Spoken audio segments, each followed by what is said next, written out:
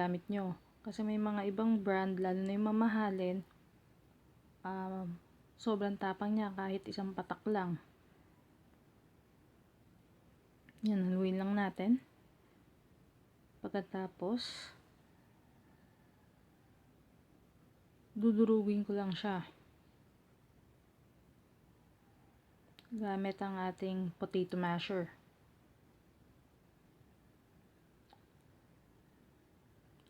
So, itong potato masher, kung wala kayo, okay lang din naman. Pwede kayong gumamit ng ordinary cooking spoon or kaya fork.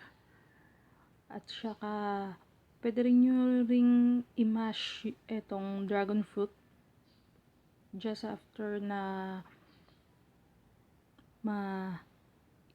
hiwa-hiwa nyo to para mas madali. Ito kasing dragon fruit ko, presko siya, pero finish ko. Kaya ganito yung itsura niya. Hindi ko siya agad-agad na minash.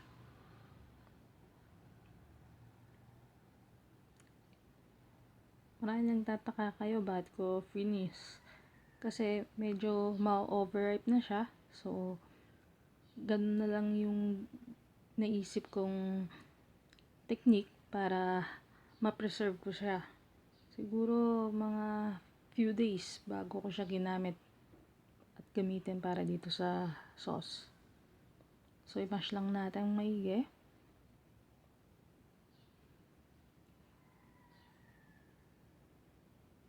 Haluin lang din natin para matunaw din yung ating nilagay na sugar.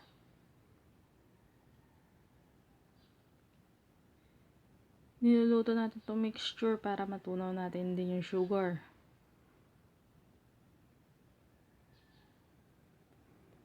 At isa pa pala, kung mapapansin nyo, hindi ako naglalagay ng tubig kasi matubig na yung ating dragon fruit. Pero kadalasan sa mga recipe sauce, naglalagay talaga ng tubig. Pero, depende ito sa kung anong klaseng prutas ang gagamitin nyo.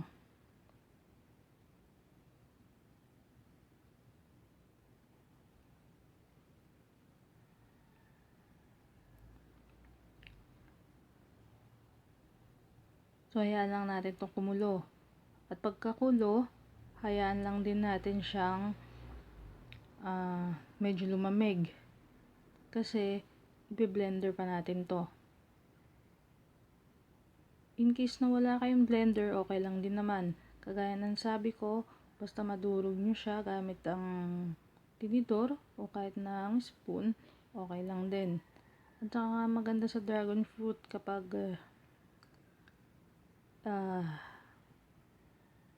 hindi nyo siya blender, yung seeds, malalasahan nyo pa rin. Kasi kapag blender nyo siya, maapektuhan din yung texture ng seed. Magiging parang pino siya.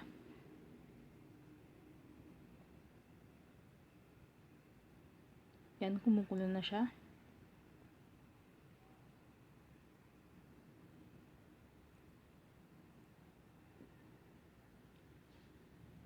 So,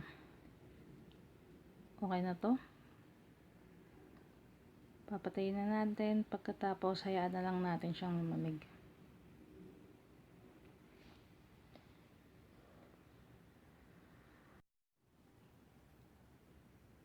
So, ito, i-blender na natin yung ating dragon fruit.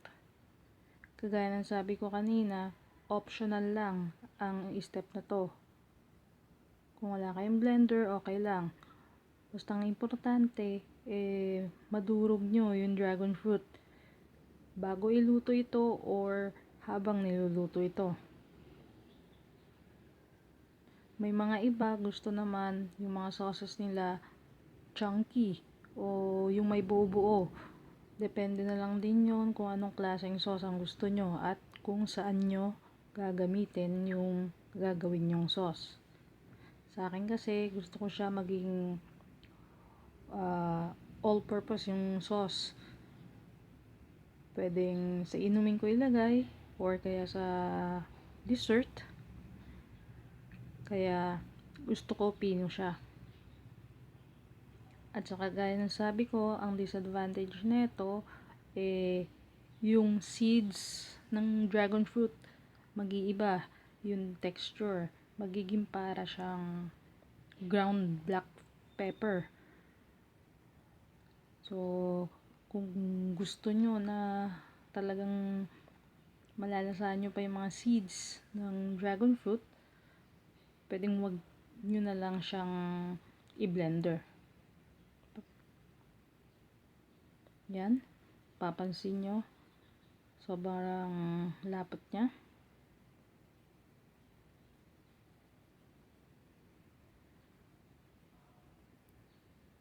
Okay.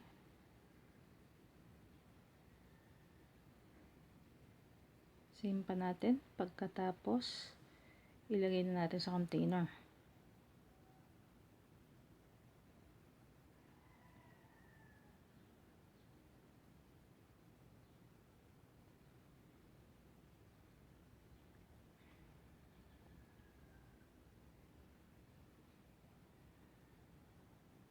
Dito, meron tayong dalawang container pero mas gusto kong gamitin ito.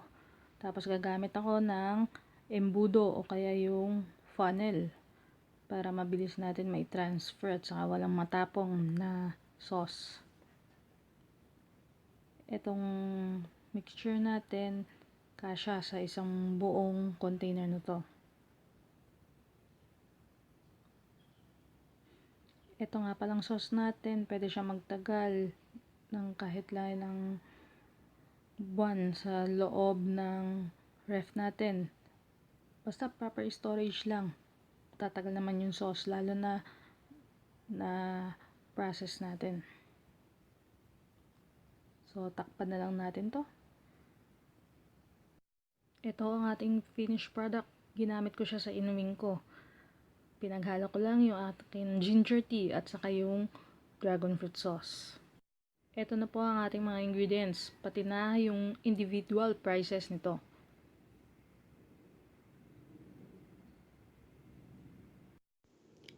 At kung nagustuhan nyo po itong recipe natin, please comment, like, and share this video. Para naman po sa future videos, please subscribe to my channel and hit the notification bell to get regular updates. Thank you in advance and have a nice day. Bye-bye.